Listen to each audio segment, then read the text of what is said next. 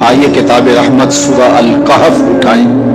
اللہ تعالیٰ نے ایک واقعہ بیان کیا ہے حضرت موسیٰ اور حضرت خضر علیہ السلام کا، کہ حضرت موسیٰ علیہ السلام عزم مصمم کر کے جب چلے تو اللہ فرماتا ہے کہ ہم نے حضرت موسیٰ علیہ السلام کو جس بندے کی نشانی بتائی تھی وہ بندہ ان کو وہاں مل گیا۔ سفید چادر اوڑے حضرت خضر علیہ السلام وہاں لیٹے ہوئے تھے، تو یہ جا کے ان کے پاس کھڑے ہو گئے کہ حضرت میں آپ کی خدمت میں اس لیے آیا ہوں کہ اللہ نے آپ کو جو خصوصی علم عطا کیے ہیں میں ان کو سیکھنے کی غرض سے آپ کی چوکھٹ پہ آیا۔ کہا تم میرے ساتھ صبر نہیں کر پاؤ گے، معاملے مشکل ہیں، سفر دشوار ہے، منزل کٹھن ہے، اور میرے معاملات ایسے ہیں کہ تم اعتراض کرو گے اس کے بغیر تم رہ نہیں سکتے۔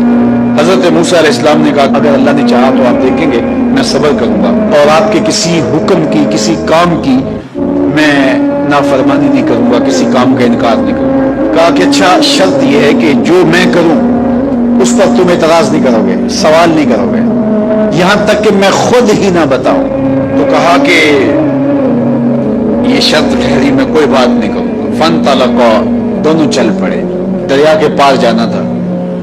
جو کشتی کا مالک تھا، کشتی بان تھا، وہ حضرت خضر علیہ السلام کو جانتا تھا تو اس نے کرایہ بھی نہیں لیا، لیکن جب کشتی پر سوار ہوئے تو عصا مار کے حضرت خضر علیہ السلام نے کشتی کا ایک پھٹا توڑ دیا۔ تو بے ساختہ حضرت موسیٰ علیہ السلام نے کہا آپ نے پھٹا توڑ دیا، یہ سارے ڈوب جائیں؟ کہا میں نے کہا تھا نا تم میرے کاموں پہ صبر نہیں کر پاؤ گے۔ تو حضرت موسیٰ کو یاد آیا، کہا میں بھول گیا تھا، اس پر مواخذہ نہ کیجیے۔ پھر دونوں چل پڑے، بچے کھیل رہے تھے، ایک خوبصورت لڑکا وہ بھی بچوں میں کھیل رہا تھا۔ حضرت خضر آگے بڑھے اور اس کی گردن مروڑ دی، اس کو قتل کر دیا۔ صاحب شریعت تھے حضرت موسیٰ علیہ السلام، نہ رہ سکے، پھر بول پڑے ایک جان کو بغیر کسی جان کے بدلے میں قتل کر دیا، اس نے گوایا کیا تھا ہمارا؟ آپ نے بہت ہی جو ہے وہ غلط کام کیا، یہ کام اچھا نہیں کیا آپ نے۔ کہا میں نے کہا نہیں تھا کہ تم میرے ساتھ صبر نہیں کر پاؤ گے۔ کہا ایک موقع اور دے دیجئے، اب اگر میں نے کوئی اعتراض اٹھایا تو پھر دوبارہ مجھے آپ اپنی صحبت میں نہ رکھیے، عذر تمام ہو جائے گا۔ پھر دونوں چل پڑے، یہاں تک کہ ایک بستی میں دونوں آئے تو آپ نے بستی والوں سے کہا کہ ہم مہمان ہیں، آپ ہماری مہمان نوازی کیجیے، کھانا کھلائیے۔ تو انہوں نے انکار کر دیا، کہا کہ ہم تو آپ کو بلایا نہیں ہے، آپ خود آئے ہیں، آپ اپنے کھانے کا خود انتظام کیجیے۔ گزر رہے تھے گلی سے تو ایک دیوار گرنا چاہ رہی تھی، تو جلدی سے اس دیوار کو مرمت کر دیا۔ کہا حضرت ہم اگر چاہتے تو اس پہ اجر لے سکتے تھے، انہوں نے ہمیں کھانا تک نہیں دیا اور ہم ان کی دیواریں سیدھی کر رہے ہیں۔ کہا اب تمہاری میری جدائی ہو گئی، تم نے یہ بھی اعتراض کر دیا۔ تو انہیں یاد آیا کہ وہ یہ بھی اعتراض ہو گیا، اب میں تمہیں بتاتا ہوں کہ یہ 3 کام میں نے کیوں کیا۔ اللہ اکبر۔ اب سنیے، قرآن ہمیں بتاتا ہے کہ ظاہری علم بھی ہوتا ہے لیکن کوئی باطنی علم بھی ہوتا ہے۔ کہا وہ پہلی بات کشتی والی سنو، یہ 2 مسکین بچوں کی کشتی تھی، ان کے گھر کا چولہا اس کی کمائی سے چلتا تھا۔ دریا کنارے کنارے ایک ظالم بادشاہ رہا تھا جو لوگوں کی کشتیاں چھین رہا تھا، ہم نے تھوڑا سا عیب لگا دیا، وہ ٹوٹی کشتی چھوڑ کے چلا گیا۔ اب وہ تھوڑے سے پیسے لگا کے کشتی مرمت کرا لیں گے، گھر کا چولہا جلتا رہے گا، بتاؤ اچھا کیا یا برا کیا؟ کہا رہی بات اس بچے کی جس کو ہم نے قتل کیا، اس کے ماں باپ مومن تھے، نیک تھے، صالح تھے، بچے نے بڑا ہو کے بہت برا ہونا تھا، ہم نے اس کو قتل کر دیا، اللہ اس کے بدلے ان کو بہتر اولاد دے گا۔ علماء تفسیر نے لکھا ہے اس بچے کے بدلے میں اللہ نے ان والدین کو ایک بیٹی عطا کی جس کی نسل سے 70 نبی پیدا ہوئے۔ دیوار کی کہانی بھی سن لیجیے، یہ شہر کے 2 یتیم بچوں کی دیوار تھی اور اس کے نیچے ان کا خزانہ تھا اور ان کا باپ بڑا نیک تھا۔ خزانہ دیوار کے نیچے ہے، دیوار گرنا چاہ رہی ہے، کسی معمولی دھکے سے گر جاتی۔ 2 ہی صورتیں تھیں، یا وہ بچے خود اپنا خزانہ اٹھا لیتے یا لوگ اٹھا کے لے جاتے۔ لوگ اٹھا کے لے جاتے پھر بھی ہاتھ میں کچھ نہ آیا، اور اگر وہ خود اٹھا لیتے تو بچے ہیں، بچپنے کی وجہ سے وہ اس کو اڑا دیتے۔ تو ہم نے اس کے اوپر دیوار کھڑی کر دی، جب تک وہ اس قابل نہیں ہو جاتے کہ یہ خزانہ نکال کے اس کو صحیح مصرف پہ لگا سکے، اتنی دیر تک دیوار گرے گی نہیں۔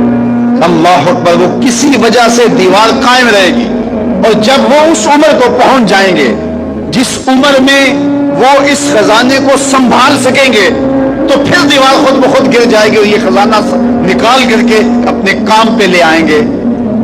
میں جب پہلی مرتبہ اس کو جو ہے وہ غور کے ساتھ تلاوت کیا تو مجھے یہ لگا کہ اس کا انطباق پاکستان کے حالات پہ بھی ہو سکتا ہے، اس لیے کہ یہ بھی یتیموں کا سرمایہ ہے۔